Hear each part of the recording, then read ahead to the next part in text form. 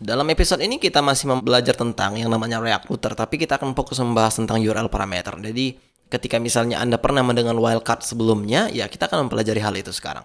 By the way, kita akan menggunakan dynamic content yang kita bisa fetch dari JSON placeholder kembali. Cool. Coba dulu pergi dulu ke satu view. Ya kan kita akan buat satu view dengan nama users.js. Nah, di sini kita akan sebenarnya coba jangan dulu kita pakai user.js. Kita move to trust dulu dan coba kita masukkan di sini satu folder dengan nama users index, misalnya seperti itu. Jadi nanti kita buat satu navigation atau route ke sana sehingga ini kita buat menjadi indeksnya lah, kayak seperti itu. Nah, sekarang coba kita buat sini users, ya kan all users lah bisa dibilang. Kita sekarang buka pada router. Nah, di sini kita butuh komponen yang membutuhkan navigasi juga seperti ini. Maka kita copy apa yang ada di sini, kita paste di sini dan kita buat sini users. Dan di sini kita buat menjadi user index. Ini kita buat menjadi users juga tidak masalah sih. Dan kita import dia di sini. Kita copy apa yang ada di sini, kita buat di sini users index. Dan di sini kita buat user, users.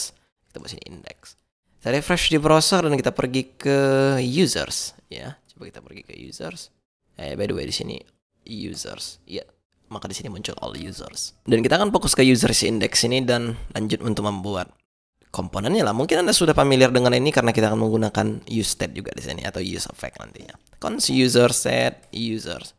Pasti ingat bahwa yang kiri adalah state-nya, yang kanan adalah dispatcher-nya. Kita buat sini set users dan useState, ya kan? UseState.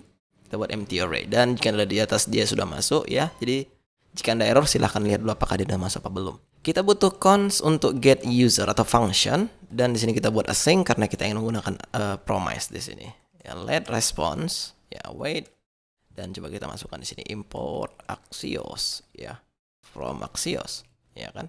Sini kita buat await Axios get, kita paste URL yang kita dapat tadi di sini, dan di sini kita buat set users, kita buat response data.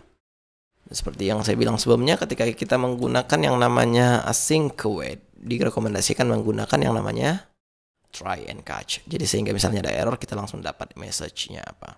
Lanjut kita akan pergi ke useEffect. Nah, di sini kita masukkan function yang baru saja kita buat itulah get users. Karena tidak ada data yang ditunggunya, maka kita buat di sini provide empty array. Jika tidak dia akan render terus. Ketika misalnya kita ingin render satu kali, maka kita buat di sini empty array. Oke. Ya dia sudah masuk juga di sini useEffect. Kita refresh di browser yang kita dapat harusnya tidak ada karena tidak ada belum kita fetch. Maka karena itu coba dulu kita buat di sini row dengan call md 3 atau 44 aja lah ya. Dan di sini kita buat class container. Dan di sini kita buat sebelum kita buat kolomnya kita buat di sini dulu loopnya. For each users map as user, ya kan?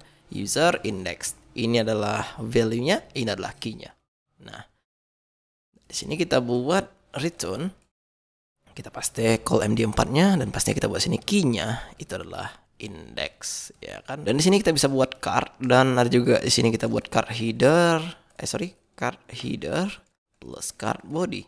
Karena di card header kita akan masukkan di sini itu adalah namanya, maka kita buat sini user name, ya kan. Dan di sini coba kita buat user website atau apa saya lupa, tapi yang jelasnya di sini kita akan buat satu lagi button. Ini kita coba buat dalam div dan di sini kita bisa buat button atau nav link lagi ke sana tapinya ke user nanti yang ingin kita lihat satu persatu dan kita buat satunya dulu empty string view profile kira-kira seperti itu dan coba kita refresh di browser. Nav link tidak ada, coba kita import dulu dia control space ya biar supaya Anda muncul di sini rekomendasinya dan diimportnya otomatis. Import nav link from React Router dong. Kita refresh di browser harusnya kita muncul di sini. Cool. Tapi di sini coba kita buat dulu kelasnya itu btn primary. Kita refresh. Iya, ini yang kita dapatkan. Birunya beda ya sama biru Bootstrap 4. Agak hitam dia. Ya kan kalau Bootstrap 4 kan dia agak gimana gitu ya kan, nampak bedanya kan kalau Bootstrap 4 sama Bootstrap 5. Ini yang kita pakai kan Bootstrap 5 gitu. Jadi agak beda dia. Dan tidak ada salahnya coba kita masukkan ke dalam Anchor dan kita paste di sini dan di sini kita paste juga sehingga jika kita klik dia nanti harusnya dia pergi ya ke sana. Tapi coba dulu ini kita masukkan ke dalam kali brackets user website dan kita buat sini targetnya itu adalah blank Ya, kita refresh di browser, kita klik, maka harusnya muncul. Tapi coba dulu kita buat di sini front slash. Atau kita masukkan dia ke dalam apa ya, sepertinya ke dalam ini. Dan ini kita masukkan ke dalam ini. Kita refresh di browser, kita pergi ke sini. Tetap aja tak bisa ya. Coba kita buat sini HTTP lah. Ya kan? Sekarang jika kita klik harusnya dia pergi ke websitenya. Dan jika kita klik yang ini dia harus pergi ke websitenya juga. Cool. Dan coba dulu kita kasih space di sini kelas MB4, kita refresh. Ya, ini yang kita mau sebenarnya. Dan ya saya rasa cukup ya. Apa yang kita dapat lagi? Address kita perlu dapatkan ya. Ya kayaknya username-nya perlu lah kita masukkan ya. Nah, coba dulu kita buat di sini kelas. Ya, kelas dengan nama apa ya? Di blok MB2 dan kita masukkan di sini username. Kita refresh. Apalagi ketika misalnya kita view profilnya, kita mau dia pergi ke user ID lah. Karena jika kita buat di sini misalnya /ID 1 misalnya, maka muncul yang ini. Atau username-nya bisa atau enggak ya? Coba kita lihat. Tak bisa, maka kita buat di sini ID lah daripada username.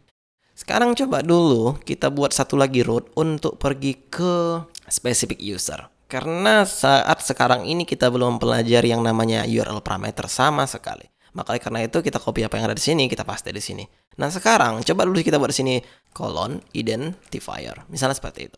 Nah sekarang jika kita buat seperti ini, maka dia akan meminta satu komponen baru. Sebenarnya kita bisa memasukkan satu komponen atau satu file, tapi di dalamnya multiple komponen. Tapi saya menemukan cara lebih bagus daripada seperti itu. Jadi kita mudah nanti maintenance-nya. Di sini kita buat user show.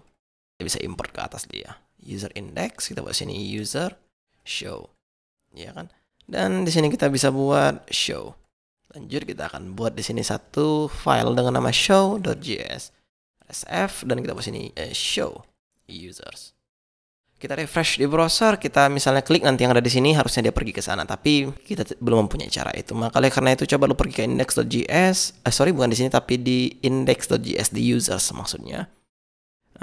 Di sini to-nya kita buat ke dalam backtick biar supaya kita bisa membuat dinamik di sini dengan bagus. Coba kita buat sini /users dan kemudian kita masukkan di sini itulah user ID, sehingga misalnya kita klik nanti view profile, dia akan langsung pergi ke user ID. By the way, jika Anda di sini tidak ada perubahan pada page-nya, itu hanya karena jika kita lihat pada index.js kita tidak menggunakan yang namanya exact di sini. Sementara jika di sini ada users, di sini ada juga users. Maka di sini kita bisa buat exact. Refresh di browser, maka di sini muncul page-nya. Kita pergi ke home lagi. Ya, users ya, dia di users bukan di home. Coba dulu kita pergi ke navbar. Di sini kita tambahin satu lagi dengan nama users. Copy, kita paste di sini, kita buat di sini users, di sini kita buat users. Oke. Dan ya kita refresh di browser, harusnya ini sudah berhasil. Kita klik users, maka di sini muncul semua user, kita view profile, maka di sini muncul 2. Sekarang coba dulu kita pergi ke sini dan langsung saya buat di sini let users atau let ID, kita use params. Nah, use params ini kita bisa dapat dari react.dom, itu adalah function. Dan sekarang misalnya kita console.log.id, maka kita refresh di browser, kita inspect elemennya dan kita lihat console. Jika ada di sini ada objek dan di dalamnya ada identifier 2. Sehingga jika kita buat di sini identifier, refresh, maka di sini muncul 2. Tapi ketika misalnya Anda tidak suka menggunakan cara ini, maka langsung bisa Anda buat di sini identifier, karena cara seperti ini adalah mengambil properti yang ada di dalam objek yang ada di sini, di value-nya, kira-kira seperti itu. Sehingga kita console identifier, kita refresh, maka yang muncul adalah 2 juga. Cool, ini yang kita mau. Nah, sekarang artinya kita bisa fetch data dari ID yang kita pilih, yaitu adalah 2, kira-kira seperti itu. Nah, oleh karena itu coba dulu coba kita close dulu semua biar supaya Anda tidak pening, ke show.js pada users folder. Nah, daripada kita konsol di sini, coba kita buat satu biasa seperti yang kita lakukan sebelumnya, itu adalah state dan dispatcher. Yang kita buat sini user dan set user. Kita buat defaultnya itulah use state empty object.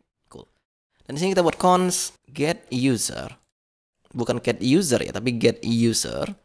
Karena jika sebelumnya kan get user itu hanya karena dia plural, ini kan singular gitu. Async karena kita ingin menggunakan async await, import Axios-nya jangan lupa, karena kita ingin menggunakan Axios juga. Dan di sini kita buat let response await Axios get, ya kan, get. Kita copy aja URL yang tadi di sini, Kita paste di sini. Dan ini sebenarnya kita bisa masukkan ke dalam backtick sehingga kita bisa memanggil dynamic di sini daripada menggunakan plus seperti itu.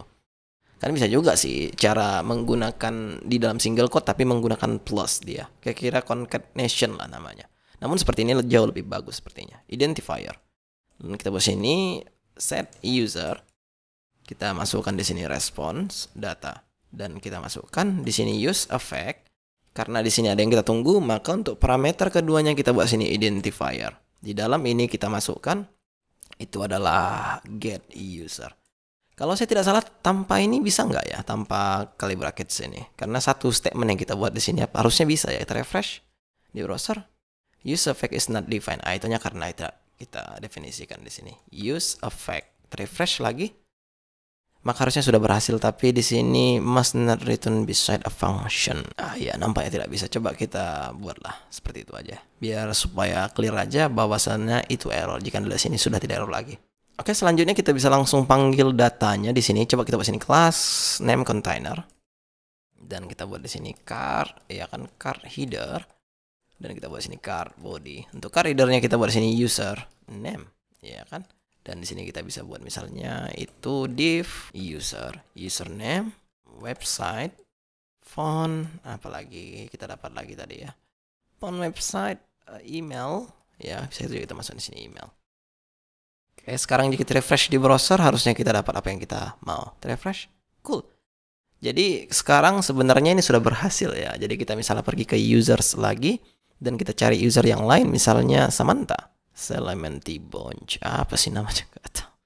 Tapi yang jelas ini sudah berhasil ya. Jika Anda lihat, ya Anda juga sudah mengerti di sini tentang URL parameter. Jadi seandainya ada lagi misalnya parameter-parameter yang lain, ya definisikan aja di sini. Di sini kita buat identifier. Di sini kita bisa buat misalnya satu lagi, apapun lah. Yang jelasnya ini bisa dilakukan sebanyak mungkin yang Anda mau. Berhubung karena kita satu di sini, ya satu aja kita masukkan, ya kan? Tidak ada lagi yang perlu dibingungkan di sini. Tapi ketika misalnya ada dibingungkan, silahkan tulis di kolom komentar aja lah, biar saya nanti langsung buatkan video tutorialnya. Yang menyangkut dengan React Router pastinya ya. Oke, jika sudah, saya rasa untuk React Router sudah selesai ya. Atau masih ada lagi? Ya, saya akan memikirkan di video selanjutnya. Tapi untuk teknik basicnya, kita sudah mempelajarinya. Oke, see you on the next video.